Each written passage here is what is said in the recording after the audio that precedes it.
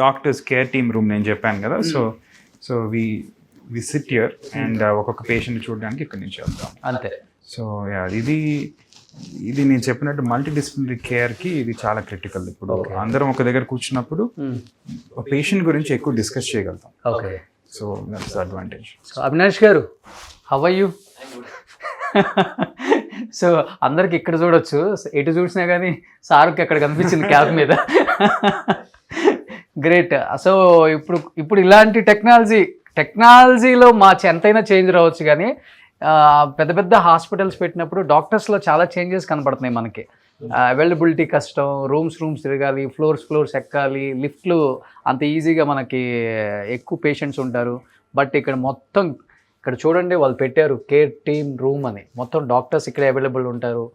Great Arjun గారు, మంచి concepts తీసుకొచ్చారు. ఎక్కడ ఫినిష్ చేశారు ఇంటర్వెన్షనల్ రేడియాలజీ? నేను Asian institute of gastroenterology AIG హాస్పిటల్స్లో ఇంటర్వెన్షనల్ రేడియాలజీ ట్రైనింగ్ చేస్తానండి హైదరాబాద్లోనే. ఓకే. సో అర్జున్ గారు, సో అంటే ఫస్ట్ ఆఫ్ ఆల్ హాస్పిటల్ లోపలికి వచ్చిన దగ్గర నుంచి ఎక్కడ కూడా భయం అనేది లేదు పేషెంట్కి, అంతలా డిజైన్ చేశారు. కింద రిసెప్షన్ కావచ్చు, పైన హెల్ప్ డెస్క్ కావచ్చు, అండ్ ఎస్పెషల్లీ ఎగ్జామ్ రూమ్స్ కావచ్చు, అండ్ ఇక్కడికి వచ్చిన తర్వాత ఇక్కడ స్కానింగ్స్ ఇవన్నీ సార్. ఇది డే కేర్ రూమ్స్ అండి. సో మనకి చాలా వరకు మనం చేసే ప్రొసీజర్స్ డే కేర్ లోనే, అంటే పిన్ హోల్ తో చేస్తాం కాబట్టి పేషెంట్స్ సేమ్ డే ఇంటికి వెళ్ళిపోవచ్చు. Same day.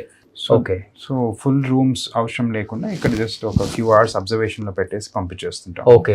అండ్ ఆల్సో చాలా వరకు మనకి వూండ్ కేర్ చేస్తాం, డయాబెటిక్ ఫుట్ రిలేటెడ్ వూండ్స్, మానని పుండులకి ట్రీట్మెంట్ చేస్తాం ఇక్కడ. ఓకే. సో ఆ పేషెంట్స్ కూడా ఇక్కడికి వచ్చినప్పుడు మనం ఈ డే కేర్ రూమ్స్ వాడతాం. చాలా మంది డయాబెటిక్ ఫుట్ అంటే కాల్ తీసేయాలంటారు ఎక్కడికి వెళ్తే.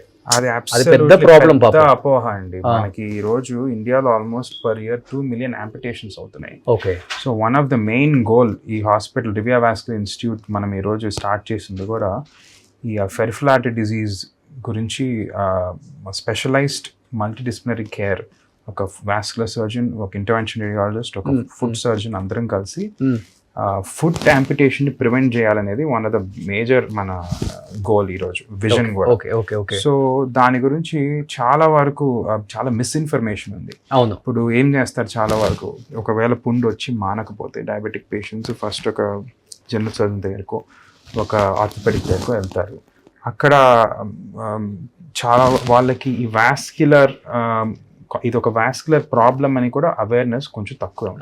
ఓకే. సో చాలా వరకు మనం ఫెరిఫరీస్లో చూస్తే వాస్కులర్ ప్రాబ్లమ్ని అడ్రస్ చేయకుండా యాంపిటేషన్ చేసే వరకు, అంటే చాలా బ్యాడ్ అయిపోయి ఇంకా ఏం చేయలేక ఇన్ఫెక్షన్ వచ్చేసి ఓవరాల్ పేషెంట్ సిక్ అవుతారు కాబట్టి వాళ్ళకి యాంపిటేషన్ ఆఫర్ చేస్తారు. ఓకే. సో చాలా వరకు యాంపిటేషన్ అనేది మనం ప్రివెంట్ చేయగలుగుతాం.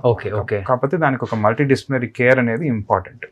రైట్ టైంలో ఐడెంటిఫై చేసినప్పుడు దాన్ని ఒకసారి వాస్కులర్ సర్జను, ఒక పొడియాట్రిక్ సర్జన్ దగ్గరికి వెళ్ళి దాని వాస్కులర్ ప్రాబ్లమ్ కానీ అడ్రస్ చేయగలిగితే చాలా వరకు చాలా మంది ప్రొలాంగ్ చేసుకుంటూ వస్తారు సార్ డయాబెటిక్ ఫుట్, ఎస్పెషల్లీ ఎందుకంటే కాల్ తీసేయాలంటారు. ఇట్లా ఉన్నా పర్వాలేదు, ఏదో మెడికేషన్ తీసుకొని నడిపించేసుకుంటారు. మీరు అన్నట్లుగా సివియారిటీ బాగా వెళ్ళిపోయిన తర్వాత అది హార్ట్కి కూడా ప్రాబ్లం కదా సార్. జనరల్గా డయాబెటిక్ పేషెంట్స్లోనే వాస్కులర్ ప్రాబ్లమ్స్ ఎక్కువ ఉంటాయి. హార్ట్ ఉండొచ్చు, బ్రెయిన్ ఉండొచ్చు, మరి అన్నీ కలిసి ఎఫెక్ట్ అవుతాయి కాబట్టి one problem after the other బయటపడతాయి. ఒకవేళ డయాబెటిక్ ఫుట్ ఉంటే ఈ సేమ్ పేషెంట్స్ హార్ట్ ప్రాబ్లమ్స్ కూడా, స్ట్రోక్కి చాలా హై రిస్క్ అవుతారు. సో కంప్లీట్ ఎవాల్యుయేషన్ చేసి ప్రివెంటివ్ మెడికేషన్ తీసుకోవాలి ఆన్ టైం.